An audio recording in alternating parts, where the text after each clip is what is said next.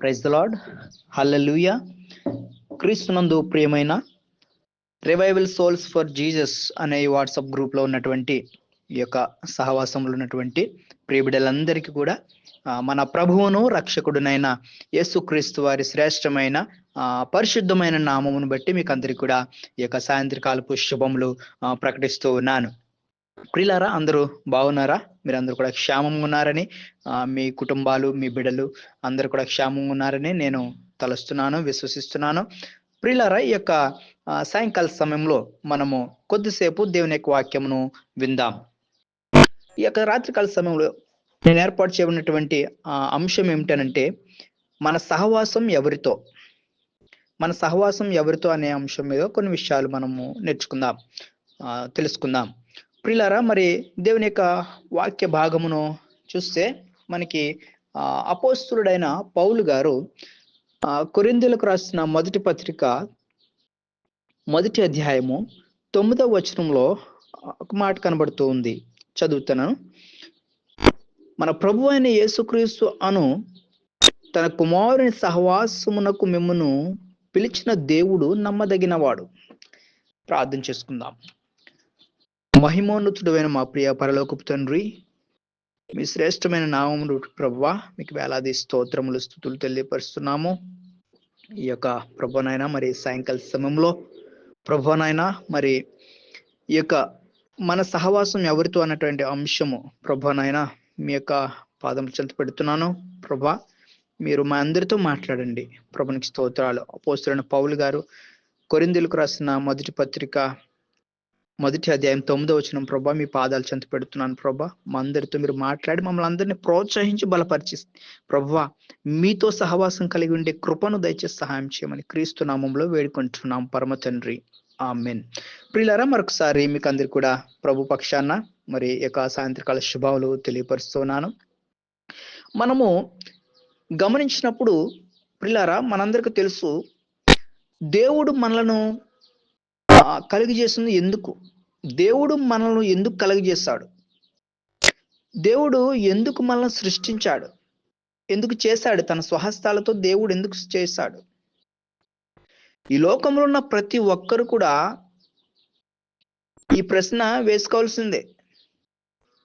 ఏంటి అని గమనిస్తే, నేను ఎందుకు జన్మించాను? నేను ఎందుకు బ్రతుకుతున్నాను? ఇంకా చూస్తే నేను ఏం సాధిస్తున్నాను? ఏం సాధించి చనిపోతున్నాను? అసలు నేను జన్మించడానికి గల కారణం ఏమిటి అని మనము ప్రశ్నించుకోవాలి. ప్రియులారా, ఈ వాక్యము మరి వింటున్నటువంటి నా ప్రియ స్నేహితులందరూ కూడా, విశ్వాసులు, అవిశ్వాసులు, ఈ గ్రూప్లో ఉన్నటువంటి ప్రతి ఒక్కరు కూడా గమనించాలి. చూస్తే నా బ్రదర్స్ అండ్ సిస్టర్స్ అందరూ కూడా గమనించాలి. చూస్తే దేవుడు ఎందుకు మనలను సృష్టించాడు, దేవుడు ఎందుకు చేశాడు అని అంటే 3 విషయాలు చూద్దాం. తన కుమారులుగా, తన కుమార్తెలుగా ఉండటానికి ఆయన మనలను తన స్వహస్తాలతో ఆయన చేశాడు. రెండవదిగా మనం చూస్తే ఆయన ఎందుకు మనలను సృష్టించాడు, లేకపోతే ఎందుకు ఆయన తన స్వహస్తాలతో నిర్మించాడు అని అంటే ఆయనను ఆరాధించటానికి మనల్ని చేశాడు. అయితే ఆయనతో సహవాసము కలిగి ఉండటానికి మనల్ని చేశాడు. మూడవదిగా మనం చూస్తే మనము ఫలించాలని ఆయన చేశాడు. మనము ఆయనలో ఫలించాలని ఆయన సృష్టించుకున్నాడు మనల్ని. దేవుని యొక్క వాక్యమును గమనిస్తే, దేవునికి మనుషులతో సహవాసం చేయడం చాలా ఇష్టం. ఆయనతో కలిసి జీవించడానికి ఆయనకి చాలా ఇష్టం. మనతో జీవించడానికి దేవునికి సహవాసం చేస్తే మంచి ఆలోచన కలిగి ఉంటుంది. అయితే విషయం ఏంటంటే, దేవునికి ఇష్టమైనది సాతానికి అస్సలు ఇష్టం లేదు. దేవునికి ఏదైతే ఇష్టమో సాతానికి అది ఇష్టం లేదు అసలు. మొదటి నుంచి కూడా, ఆది నుండి కూడా ఇది ఈ విధంగానే జరుగుతూనే వస్తుంది. అందుకని ఆయన తన పోలిక చొప్పున చేసుకున్నాడు, తన స్వహస్తాలతో చేసుకున్నాడు, తన స్వరూపంలో ఆయన చేసుకున్నాడు, తన ఆత్మను మనలో ఉంచాడు. దీనిని బట్టి ఆలోచన చేస్తే దేవుని చిత్తం, ఆయన ప్రణాళిక మనకు అర్థమవుతుంది. ఏమిటి అని అంటే, ఆయనను ఆరాధించాలని, ఆయనతో సహవాసం కలిగి ఉండాలని, ఆయనలో ఫలించాలని దేవుని చిత్తం మనకి అర్థమవుతుంది. అందుకని ప్రియులారా, మరి ఒక చిన్న కోరస్ ఉంది. మహిమ గల తండ్రి మంచి వ్యవసాయకుడు, మహిమ గల తండ్రి మంచి వ్యవసాయకుడు, మహి తోటలో నర మొక్కలు నాటించాడు, మహి తోటలో నర మొక్కలు నాటించాడు, తన పుత్రుని రక్త నీరు తడి కట్టి పెంచాడు, తన పుత్రుని రక్త నీరు తడి కట్టి పెంచాడు, తన పరిశుద్ధాత్మను కాపుగా ఉంచాడు, తన పరిశుద్ధాత్మను కాపుగా ఉంచాడు. కాయవే తోట, కమ్మని కాయలు పండవే చెట్ట, తీయని ఫలములు. ప్రియులారా, ఈ విధంగా ఒక గాయకుడు పాడాడు పాట. అయితే దేవుడు మహిమగల ఆ దేవుడు మనలను చక్కగా నాటాడు. ఒక మనుషుల వలె ఆయన మహి తోటలో నాటాడు ఆయన. ఎందుకంటే మనం ఫలించాలని, తన చిత్తాన్ని నెరవేర్చాలని, ఆయనను ఆరాధించాలని, ఆయనతో సహవాసము కలిగి ఉండాలని మనల్ని నిర్మించాడు. కానీ సాతాను ఆలోచన ఏంటంటే, మనుష్యుని దేవుని చిత్తము నుండి తొలగించాలి. సాతాను ఆలోచన దేవుని చిత్తము నుండి మనుష్యుని వైదొలగొట్టాలి, దేవుని సహవాసము నుండి మనుషుని దూరం చేయాలి అనేటువంటి ప్రణాళిక ఆది నుండి కలిగి ఉన్నాడు. ఎందుకు తొలగించాలనుకుంటున్నాడు? దేవుని సహవాసం నుండి ఎందుకు వేరు చేయాలనుకుంటున్నాడు అని అంటే, దేవునితో కలిగి ఉన్న సహవాసమును సాతాను కోల్పోయాడు కాబట్టి. ఒకరోజు దేవుని దూతలు యెహోవా సన్నిధిని నిలుచుటకే వచ్చిన దినం ఒకటి తటస్థించినని యోబు గ్రంథంలో మనం చూస్తాం. అంటే అక్కడ దేవునితో దూతలందరూ కూడా దేవునితో సహవాసం చేయడానికి, ఆరాధించడానికి వెళ్ళే సమయంలో ఈ సాతాను కూడా ఆ యొక్క అలంకారము ధరించుకుని ఈ యొక్క దూతలన్నిటితో పాటు కలిసి అక్కడ ఉన్నటువంటి ఆ యొక్క సభలో ఉంది, ఆ యొక్క సహవాసములో ఉంది. అయితే ఎవరు కూడా కనిపెట్టలేకపోయారు, కానీ దేవుడు కనిపెట్టాడు. నువ్వు ఎక్కడి నుంచి వచ్చావు అనే ఆ యొక్క సాతాను అడిగినప్పుడు సాతాను చెబుతున్నటువంటి మాట యోబు గ్రంథంలో మనం చూస్తాం. 1వ అధ్యాయం 2వ అధ్యాయంలో చూస్తాం. నేను భూమి మీద ఇటు అటు తిరుగులాడుచు నేను వచ్చాను అని సెలవిస్తూ ఉంది. ప్రియులారా, దేవునితో నా సహవాసం కోల్పోయినటువంటి ఈ సాతాను మనుషులకు దేవునికి మధ్య ఉన్నటువంటి ఆ సహవాస సంబంధాన్ని కూడా తెంచేయాలని, దూరం చేయాలని అనాది కాలము నుండే ప్రియమైన దేవుని బిడ్డలారా ఉన్నటువంటి ఆ యొక్క ఆలోచన.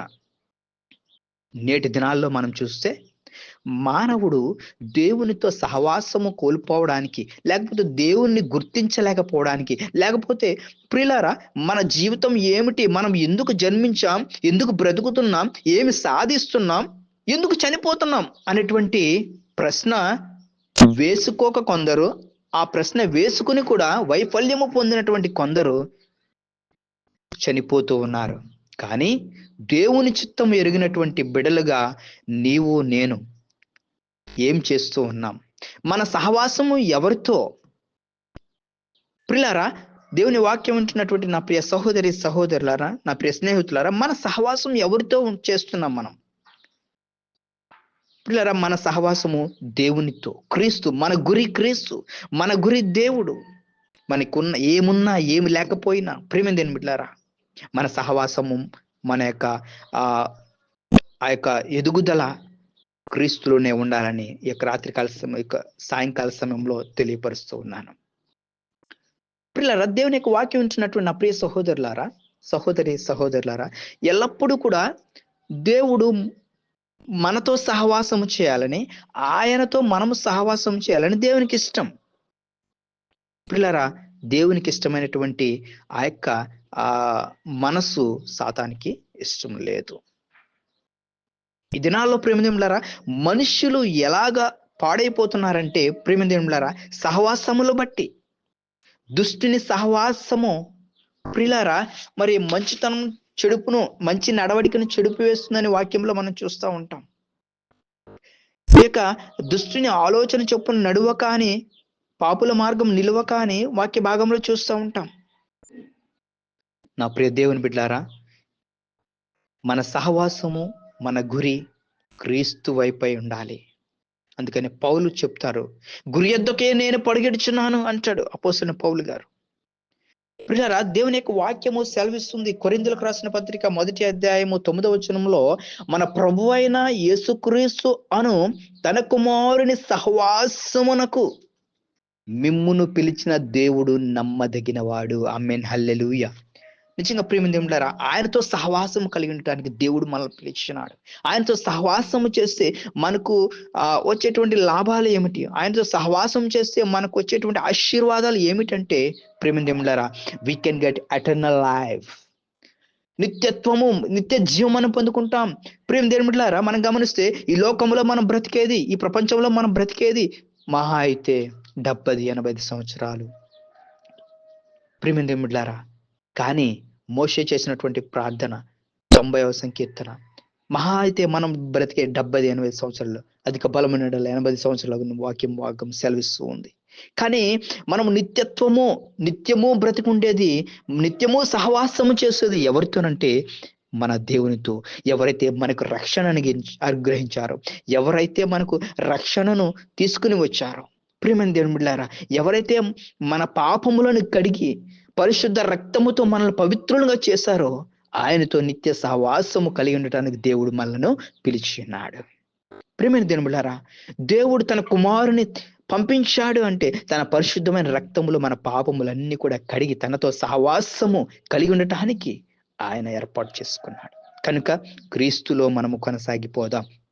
కనుక మనము క్రీస్తు సహవాసము కలిగి ఉంటాము. కనుక మనం అందరం కూడా క్రీస్తులో అంటుకట్టబడి ఫలించేటువంటి బిడ్డలుగా మనం అందరం కూడా ఉందాం. ఈ రాత్రికాల సమయంలో అట్టి కృప దేవుడు మనందరికీ దయచేయనుగాక. ఆమేన్. మరొకసారి ప్రార్థన చేసుకుందాం. సకల ఆశీర్వాదాలు కారణభూతుడైన దేవానికి స్తోత్రాలు. మేమందరం కూడా నీతో సహవాసం కలిగి, నీ కొరకు బ్రతికి, నీలో ఫలించే గొప్ప కృపను మాకు అందరికీ దయచేసి సహాయం చేయమని మా ప్రభువును ప్రియ కుమారుడైన యేసుక్రీస్తు వారి నామములో ప్రార్థన అడిగి వేడుకొంచున్నాం మా పరమ తండ్రి. Amen. Amen. Praise the lord.